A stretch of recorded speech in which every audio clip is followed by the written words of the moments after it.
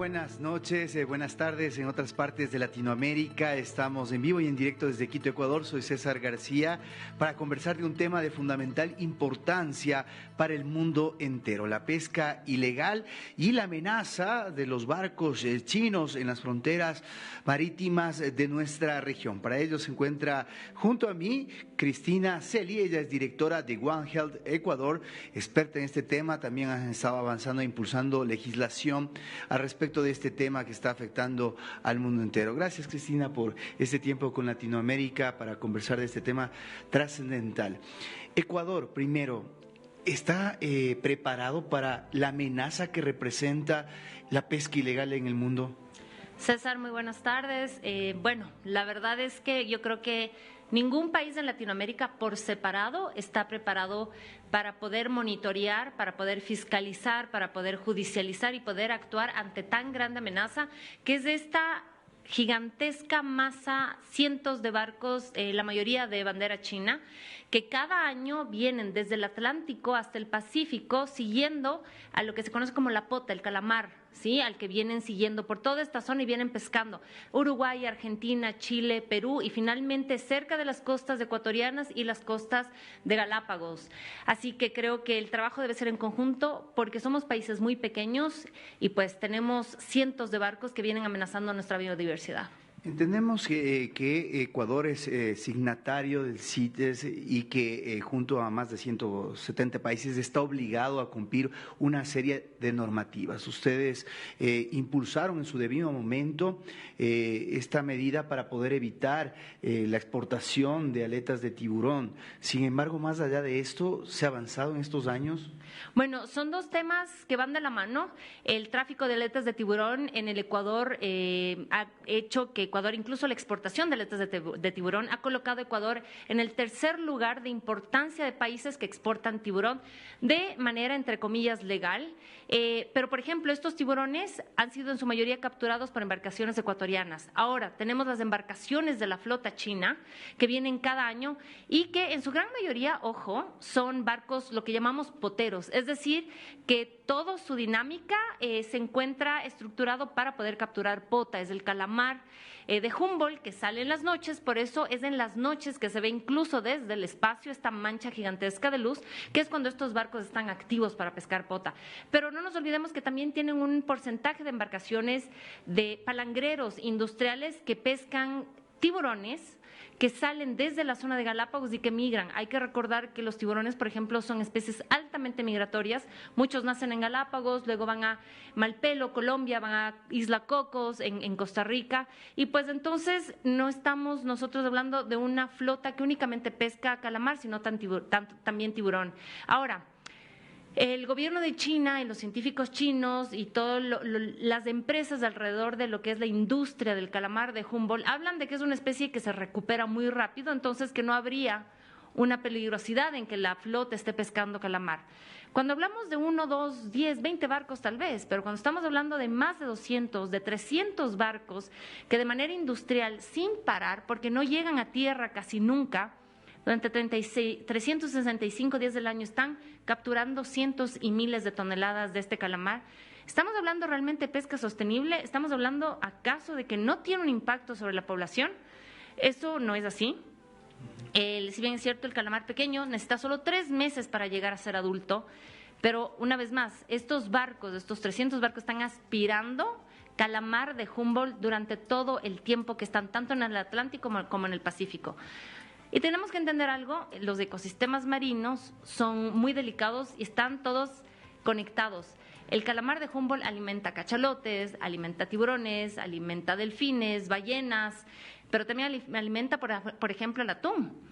Muchos de los países en América Latina dependen su economía de la pesca de atún. Entonces, esta pesca sobredimensionada, sobrepesca de lo que es la pota del calamar de Humboldt, afecta directamente a la biodiversidad marina de América Latina, pero también a su economía. Bien, y a propósito de lo que tú estás mencionando, entendemos que el mundo desconoce, por estar quizás en el mar y no en tierra firme, esta serie de delitos sobre la profundidad que conlleva el permitir que esto siga ocurriendo. Entendemos que no solamente se trata de la pesca ilegal, sino que están anclados una serie de delitos que requieren la atención de todo el mundo. Así es, cuando hablamos de la flota de aguas lejanas, como nos referimos a esta flota, pues estamos hablando de una industria que tiene a su haber también delitos de lo que se llama esclavitud moderna, de trata de blanca, de secuestro. Muchos de sus marineros han sido traídos a bordo en contra de su voluntad, muchos de ellos sus pasaportes son retenidos, muchos de ellos no se les da la libertad de, por ejemplo, de llamar a sus familias, de estar en contacto con sus familias, muchos han muerto. Hay videos justamente de tripulantes que están fuera de borda y a los que se les dispara y se les asesina en alta mar. Una de las grandes investigaciones por parte de Ian Urbina, un colega, que viene investigando lo que es el Outlaw Ocean, el proyecto de Outlaw Ocean, y que ha sacado a la luz un sinnúmero de imágenes y de historias terroríficas que nos dejan ver claramente que esto no es solo un tema de pesca no sostenible, de pesca ilegal, sino también de delitos contra los derechos humanos. Explícanos un poco cómo opera esta flota, bajo qué régimen se amparan, porque entendemos que Ecuador ha permitido el tema, por ejemplo, de la pesca de aletas de tiburón de manera incidental, pero ¿cuál es la justificación que ellos ponen o cómo se camuflan para poder decir que lo que están haciendo es legal? Bueno, lo que sucede es que pescan en aguas internacionales y siempre están al límite de la ley, ¿ok?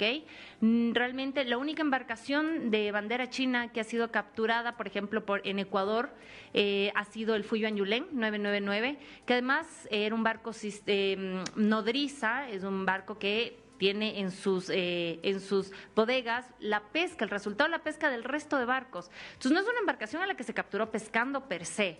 El resto de embarcaciones normalmente están en el límite, en los límites de las zonas económicas exclusivas y reservas marinas a nivel mundial, y lo que hacen es obviamente estar en la línea, capturar todo lo que está al borde del límite. Entre comillas, no estarían cometiendo actos ilegales.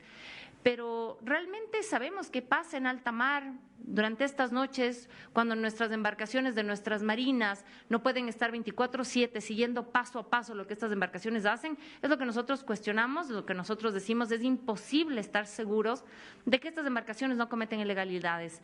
Cambian su AIS, de repente embarcaciones, nosotros junto a la tripulación del Brigitte Bardot, hace aproximadamente 5 años, pudimos monitorear de cerca, de primera mano, cómo funciona, cómo se comporta esta flota de barcos chinos. Y pues te encuentras con un barco que en el radar te dice un nombre.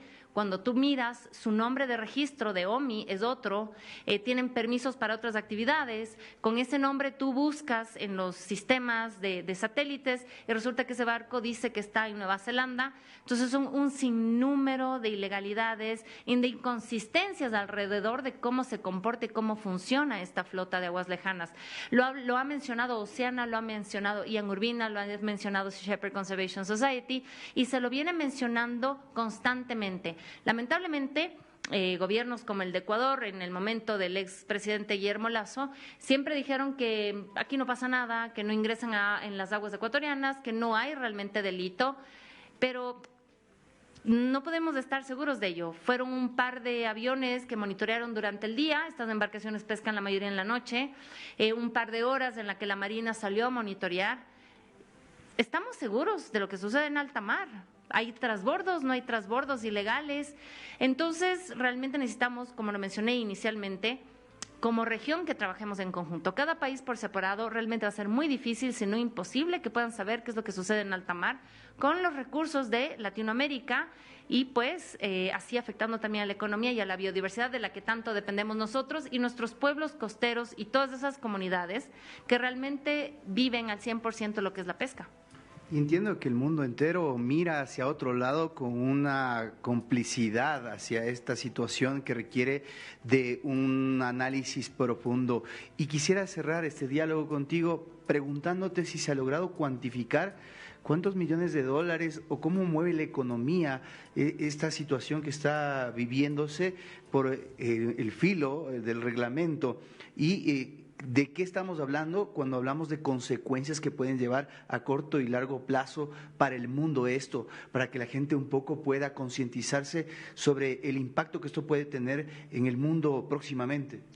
Es muy difícil cuantificar con certeza en realidad cuánto se está capturando, cuánto es lo que se desembarca. Son diferentes los puertos, no sabemos si existen banderas de conveniencia que llamamos de embarcaciones que tal vez no registran realmente lo que están capturando o lo que desembarcan. Lo que sí sabemos es que es un tema de geopolítica, y lo que sabemos es que en experiencia ya vemos el continente africano cómo se encuentra ahora, siendo uno de los lugares con uno de los mares más ricos a nivel mundial, pero que fue víctima justamente de estas flotas industriales que llegaron y succionaron absolutamente todo lo que existía en estos mares.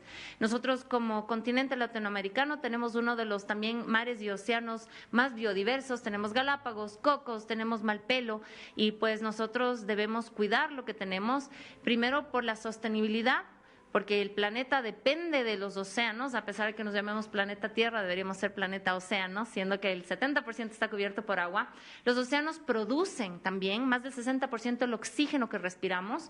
La vida se inició en el mar, y sería lamentable que termine en el mar, justamente porque nuestros gobiernos se han preocupado básicamente de, como tú dijiste, no tapar esto, solapar estas actividades por miedo al grande de China, porque además muchos de los países le deben algo a China o algún compromiso tenemos con China, pero yo creo que tenemos que cuidar a donde vivimos para nuestras próximas generaciones. Realmente las próximas generaciones dependen de las decisiones que ahora estemos tomando alrededor de esto, y lo que suceda pues será nuestra responsabilidad.